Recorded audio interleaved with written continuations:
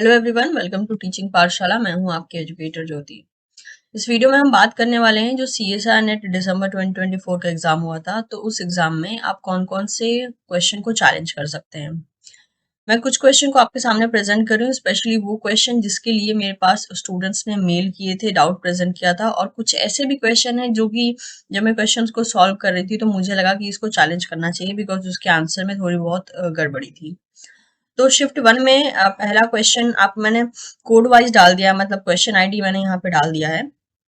आप उसके अकॉर्डिंग देख सकते हैं सीएसआर का आंसर क्या था ये भी मेंशन कर दिया है, और साथ ही साथ जो है ये भी मेंशन किया है कि एक्चुअल में कौन सा आंसर यहाँ पे करेक्ट होना चाहिए। अब ये जो पहला क्वेश्चन है जो कि है शिफ्ट 1 का 703127, ये कोलेस्ट्रॉल वाला क्वेश्चन है। अब इसमें क्या हो रहा है कि अगर आपके पास कोई भी डेटा है ना, तो आप देखेंगे कि जो माइनर फॉस्फोलिपिड है उसमें फॉस्फोइनोसिडोल का नाम आता है, लेकिन जो फोर्थ ऑप्शन है कोलेस्ट्रॉल, वो तो फॉस्फोलिपिड की कैटेगरी में ही नहीं आता, वो एक लिपिड की कैटेगरी में आता है। तो एक्चुअल में मेरा मानना है कि इस क्वेश्चन के लिए जिन बच्चों ने आंसर 1 ऑप्ट किया है उसको भी नंबर मिलना चाहिए, और जिन्होंने आंसर 4 ऑप्ट किया है उसको भी मतलब कि नंबर मिलना चाहिए।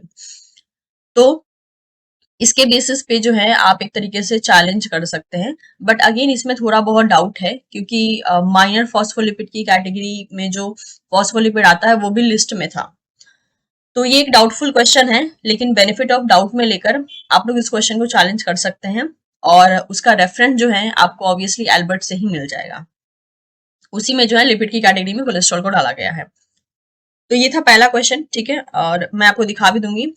उसके बाद अगला क्वेश्चन के बारे में बात कर लेते हैं। तो ये जो दूसरा वाला क्वेश्चन है इसके बारे में भी बात करेंगे। शिफ्ट 2 में यहाँ पे लगभग जो है 4 क्वेश्चन है जिसको चैलेंज किया जा सकता है। चलिए देख लेते हैं वन बाय वन। मैंने लिस्ट तो बता दी है क्या क्वेश्चन है, सीएसआर का आंसर क्या है और एक्चुअल में करेक्ट आंसर क्या होना चाहिए। तो ये पहला वाला क्वेश्चन था कोलेस्ट्रॉल वाला, जिसमें कि फॉस्फोटाइडल इनोसिटॉल दिया गया है, लेकिन आप चाहो तो कोलेस्ट्रॉल के लिए चैलेंज कर सकते हो, और ऑब्वियसली आपको रेफरेंस जो है इसका वो आपको मिल जाएगा एल्बर्ट से। तो एक बार इसको देख लीजिएगा क्योंकि ये बेनिफिट ऑफ डाउट वाला क्वेश्चन है। होने को ये भी हो सकता है कि चेंज ना किया जाए, बट क्योंकि कोलेस्ट्रॉल ऑड ऑप्शन एलिमिनेशन से ही मतलब कि एलिमिनेट हो जा रहा था, तो हम इसके साथ एक रिस्क ले सकते हैं। नेक्स्ट, अच्छा, इस क्वेश्चन के लिए बहुत से बच्चे जो है मुझे बार बार कह रहे हैं कि ये जो पैरासिटॉइड वाला क्वेश्चन था, तो इसमें देखिए आप गूगल पे भी सर्च करेंगे ना तो आपको आंसर 1 ही दिखाएगा कि जो इंट्रिंसिक रेट होता है पैरासिटॉइड के ग्रोथ का, वो मेनली फास्टर होता है कंपेयर टू द होस्ट। लेकिन मैंने आपके सामने एक टेबल रखा है जो कि बहुत ही एक फेमस बुक है इकोलॉजी की, जिसका नाम है पीटर स्टीलिंग।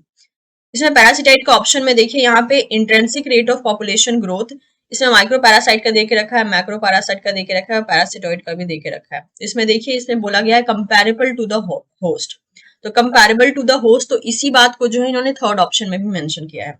इसलिए समहाउ मैं इस क्वेश्चन को चैलेंज करने के फेवर में नहीं हूँ, क्योंकि हमारे पास एक अच्छी खासी बुक का जो है यहाँ पर एक तरीके से रेफरेंस है, जिसके अकॉर्डिंग इन्होंने यानी सीएसआर ने जो आंसर दिया है वो सही दिया है। बट स्टिल अगर आपके पास और भी कोई ऐसा रेफरेंस है जो ये क्लेम करता है कि intrinsic rate of population growth जो होगा पैरासिटॉइड का वो फास्टर होगा कंपेयर टू द होस्ट, तो उस केस में आप चैलेंज कर सकते हैं। अब यहाँ पे एक्चुअल में क्या किया गया ना कि जो क्वेश्चन का डिमांड है उस क्वेश्चन के डिमांड के अकॉर्डिंग आंसर दिया गया है। अब अगर इन केस मान लीजिए अगर आपका चैलेंज किया हुआ आंसर सही भी होता है, तो इनको आंसर 1 और 3 दोनों पे नंबर देना चाहिए, क्योंकि 3 बुक के अकॉर्डिंग सही है और 1 जो है मतलब इन जनरल सही हो सकता है अगर आपके पास रेफरेंस है। तो ये क्वेश्चन मैं आपके ऊपर छोड़ रही हूँ क्योंकि मैं थोड़ा सा डाउटफुल हूँ, क्योंकि मेरे पास रेफरेंस है जिसके बेसिस पे मैं कह रही हूँ कि सीएसआर का आंसर सही है। बट आप लोग में भी जो ऐसे स्टूडेंट हो जो मुझे एक्सप्लेनेशन वगैरह भेज रहे थे, उस बात से भी मैं एग्री करती हूँ। तो इस क्वेश्चन के लिए मैं डाउटफुल हूँ, तो ये मैंने कम्प्लीटली आपके ऊपर छोड़ दिया है। आप चाहें तो इसको चैलेंज कर सकते हैं विथ अ प्रॉपर रेफरेंस।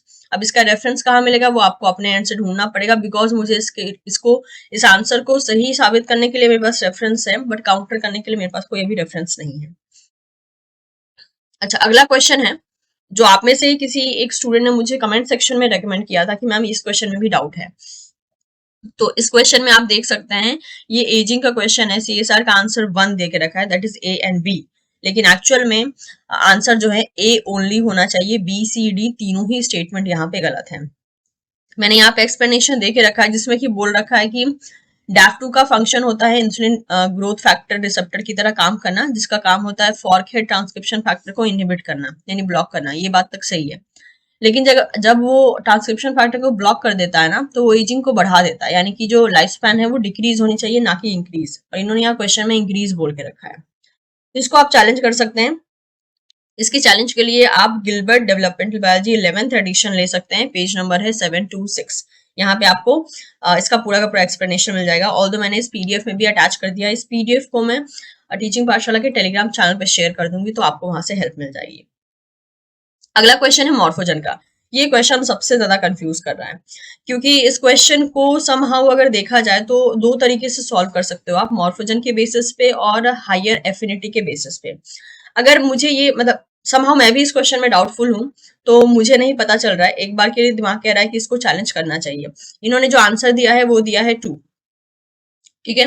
तो मॉर्फोजन के अकॉर्डिंग चले, मॉर्फोजन के कंसेप्ट के अकॉर्डिंग चले तो हमारा आंसर 1 सही होना चाहिए, लेकिन एफिनिटी के कंसेप्ट के अकॉर्डिंग चले तो लग रहा है कि जो ऑप्शन 2 दिया है वो सही दिया है।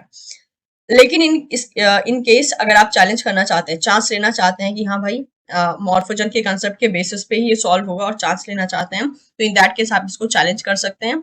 और ये चैलेंज होने पे क्वेश्चन नंबर 1 ऑप्शन नंबर 1 जो है इसके लिए सही हो जाएगा। इसके लिए आप ये रेफरेंस अटैच कर सकते हैं, ये आपको गिलबर्ट की बुक में ही मिल जाएगा मॉर्फोजन चैप्टर में। अगला क्वेश्चन था हिप्पो सिग्नलिंग से। ये तो फॉर श्योर जो है ये चैलेंज होने वाला क्वेश्चन है, क्योंकि इन्होंने बोल के रखा है यहाँ पे प्लूरिपोटेंसी कौन प्रमोट करता है, और YAP टैग के एक्टिव होने का मतलब है हिप्पो सिग्नलिंग ऑफ है।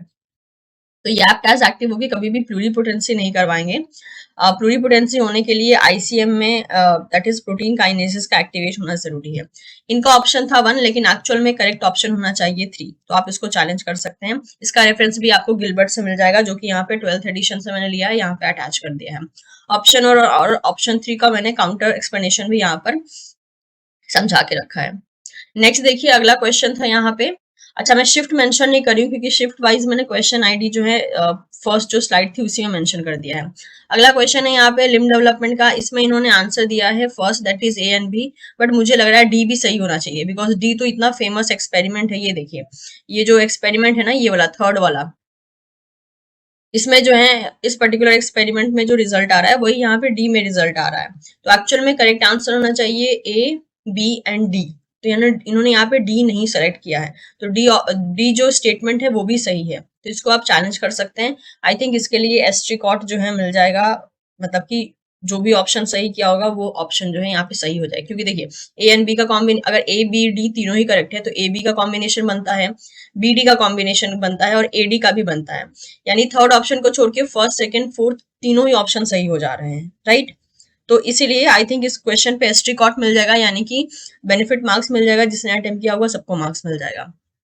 बट आप इसको चैलेंज कीजिए, इसको मैंने बता दिया। अगला क्वेश्चन था पॉपुलेशन जेनेटिक्स से, या फिर जो इवोल्यूशन में हार्डी विंगबर्ग आता है उससे था, और इसमें जो हमारा आंसर निकल रहा है वो निकल रहा है 5.76%, लेकिन इन्होंने यहाँ पे आंसर देके रखा है 57.6%, जो कि किसी भी ऑप्शन में नहीं आ रहा है, तो आप इसको भी चैलेंज कर सकते हैं। ओके, तो ये थे कुछ क्वेश्चन जिसको कि आप चैलेंज कर सकते हैं। मैंने शिफ्ट 1 शिफ्ट 2 दोनों का ही मिलाकर बताया है।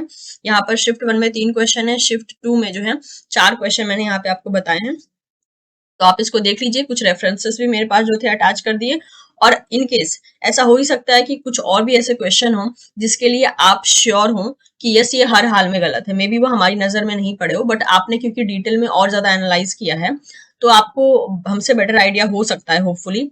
क्योंकि अभी क्या है ना, अभी हम एक साथ दोनों पेपर को एनालाइज कर रहे हैं, तो हो ही सकता है कि कुछ चीजें हमसे मिस आउट हो जाए, लेकिन क्योंकि आपने अटेंड किया है, आपके मार्क्स की बात है, तो if you are having a proper explanation और उस एक्सप्लेनेशन के लिए प्रॉपर रेफरेंस है, तो आप चैलेंज कर सकते हैं। हर एक क्वेश्चन हर एक बच्चा चैलेंज ना करे, कोई एक बच्चा एक क्वेश्चन चैलेंज करे, इससे क्या होगा, आप पैसों का जो खर्च होगा ना उसको भी डिस्ट्रीब्यूट कर पाएंगे, क्योंकि कोई भी चैलेंज करे अगर वो आंसर चेंज होना है तो सबको नंबर मिलेगा। ऐसा नहीं है कि जिसने चैलेंज किया है सिर्फ उसी को नंबर मिलेगा। तो मैं उम्मीद करती हूँ कि ये जो पूरा का पूरा हमने डिस्कस किया कि कौन से क्वेश्चन चैलेंज करने लायक है, ये आपकी हेल्प करेंगे और आपको एक बेटर क्लैरिफिकेशन देंगे कि यस आप इन क्वेश्चन को चैलेंज कर सकते हैं या नहीं। इसके अलावा आपके पास कोई भी और मतलब क्वेश्चन हो, उसका एक्सप्लेनेशन देखिए और उसको जो है आप चैलेंज के लिए डाल सकते हैं। So thank you so much. उम्मीद करती हूँ आपको मेरी कोशिश पसंद आई होगी। चैनल पे नए हैं तो चैनल को सब्सक्राइब कर सकते हैं और वीडियो को लाइक कर सकते हैं और दोस्तों के साथ भी शेयर कर सकते हैं। Thank you so much. Will see you soon in the next session. Bye bye.